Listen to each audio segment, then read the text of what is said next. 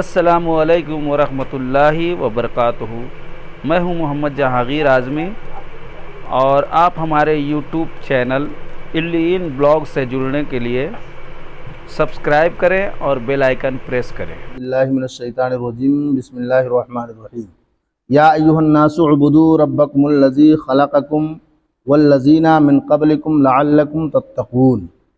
اے لوگو اپنے رب کو پوجو، اے لوگو اپنے رب کو پوجو جس نے تمہیں اور تم سے اگلوں کو پیدا کیا، یہ امید کرتے ہوئے کہ تمہیں پرہیزگاری ملے۔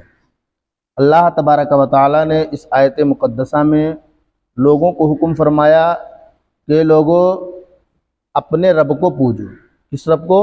جس رب نے ہم کو آپ کو سب کو پیدا کیا ہے نا، ہم کو آپ کو سب کو پیدا کیا، اور صرف ہم ہی اور آپ کو نہیں بلکہ ہم سے پہلے والوں کو پیدا کیا، ہم سے اگلوں کو پیدا کیا، یہ امید کرتے ہوئے کہ ہمیں پرہیزگاری ملے، ہمیں تقوی ملے، ہے نا،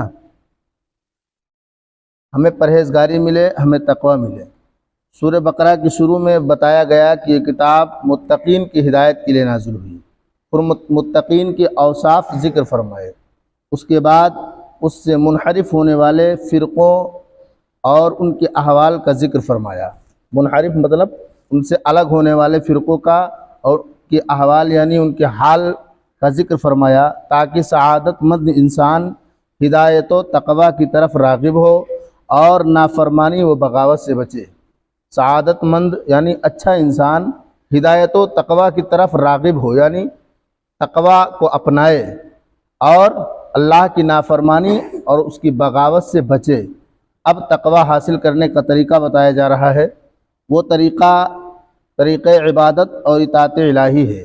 یا ایھا الناس کے ذریعے تمام انسانوں سے خطاب فرمایا، اور اس بات کا اشارہ ہے کہ انسانی شرافت اسی میں ہے کہ آدمی تقوی حاصل کرے اور اللہ تعالیٰ کا بندہ بنے۔ یعنی انسانی شرافت اسی میں ہے کہ انسان اللہ تبارک و تعالیٰ کی بارگاہ میں عبادت و ریاضت کرے، اس کی بندگی کرے، اس کی بارگاہ میں سر بسجود رہے، تاکہ اس کو تقوی حاصل ہو جائے اور اللہ تعالیٰ کا بندہ بن جائے، سچا بندہ بن جائے۔ عبادت اس انتہائی تعظیم کا نام ہے جو بندہ اپنی عبدیت یعنی بندہ ہونے اور معبود کی الوہیت یعنی معبود ہونے کے اعتقاد اور اعتراف کے ساتھ بجا لائے۔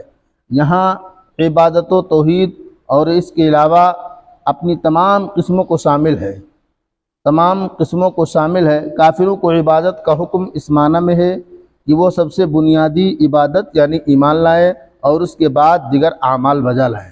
یعنی ہم اور آپ ایمان والے ہیں، اللہ اور اس کے رسول کو مانتے ہیں، اب ہم اگر کسی عبادت کو کریں گے تو اللہ تعالیٰ اس عبادت کو قبول فرمائے گا۔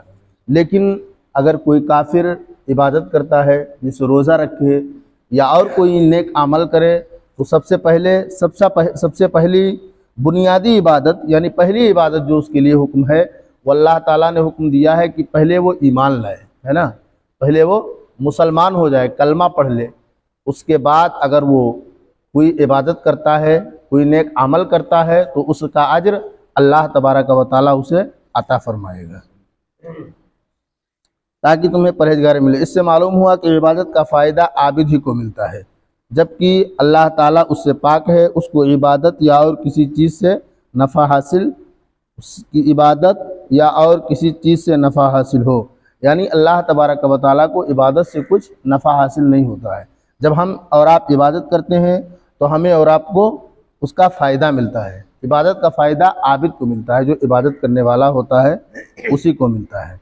دوسری آیت کریمہ میں اللہ فرماتا ہے الذی جعل لکم الارض فراشا والسماء بناء وانزل من السماء ماء فاخرج به من الثمرات رزقا لکم فلا تجعلوا للہ اندادا وانتم تعلمون۔ اور جس نے تمہارے لیے زمین کو بچھونا اور آسمان کو عمارت بنایا اور آسمان سے پانی اتارا تو اس سے کچھ پھل نکالے تمہارے کھانے کو، اللہ تعالیٰ کے لیے جان بوجھ کر برابر والے نہ ٹھہراؤ۔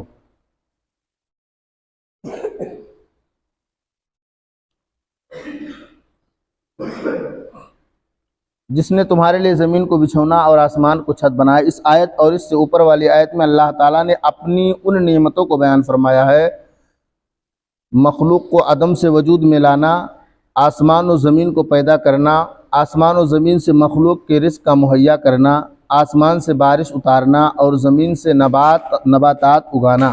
جب آدمی کی زندگی کا ایک ایک لمحہ اور ایک ایک پل اللہ کی نعمتوں میں ڈوبا ہوا ہے تو اس مالک حقیقی کو چھوڑ کر کسی اور کا عبادت گزار بننا کس قدر ناشکری ہے۔ یعنی اللہ تبارک و تعالیٰ نے ہمیں اور آپ کو بہت ساری نعمتیں عطا کی ہے نا۔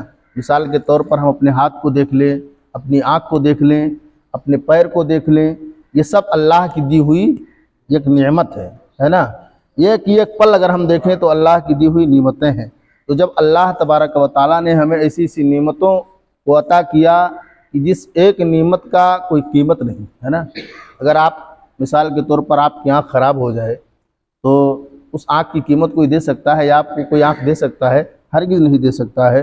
تو جو چیزیں اللہ تبارک و تعالیٰ نے ہمیں نعمتیں عطا فرمائی ہیں یہ اس کا بہت بڑا احسان ہے۔ تو ہمیں اور آپ کو چاہیے کہ پھر جب اللہ تعالیٰ نے ہمیں اور آپ کو نعمتیں عطا کی ہے تو ہمیں اللہ کو چھوڑ کر کسی اور کا عبادت گزار بننا نہیں چاہیے، بلکہ ہمیں صرف اللہ ہی کی عبادت کرنا چاہیے، اللہ ہی کی بندگی کرنا چاہیے۔ یوں ہی ایسے کریم خدا کی یاد سے غفلت بھی کتنی بڑی ناشکری ہے۔ یعنی اللہ کی یاد سے ہمیں غافل نہیں ہونا چاہیے، بلکہ ہمیں اور آپ کو ہمیشہ اللہ کا شکر ادا کرنا چاہیے اور اس کی بندگی کرنی چاہیے، ہے نا۔ اللہ تبارک و تعالی ہمیں اور آپ کو اس پر عمل کرنے کی توفیق عطا فرمائے، زیادہ سے زیادہ اس پروردگار عالم کی عبادت کرنے کی توفیق عطا فرمائے۔ وما علینا الا البلاغ۔ السلام علیکم ورحمۃ اللہ وبرکاتہ۔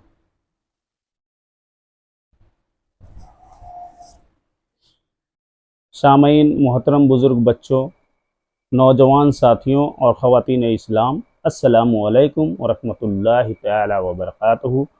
میں ہوں محمد جہانگیر اعظمی اور ہماری یوٹیوب چینل الین بلاگ میں آپ کا خیر و مقدم ہے۔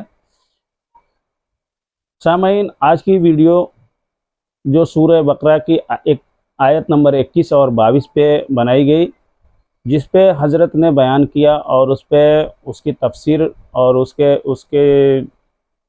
تفسیر اور اس پہ جو بیان کیا حضرت، سامعین آپ کو پسند آئی ہو یا آپ کو اچھی لگی ہو تو اس پہ کمنٹ کریں اور لائک کریں، سبسکرائب کریں تاکہ آنے والی ویڈیو آپ تک پہنچ سکے اور آپ اس سے نفع حاصل کر سکیں۔ السلام علیکم ورحمۃ اللہ تعالی وبرکاتہ۔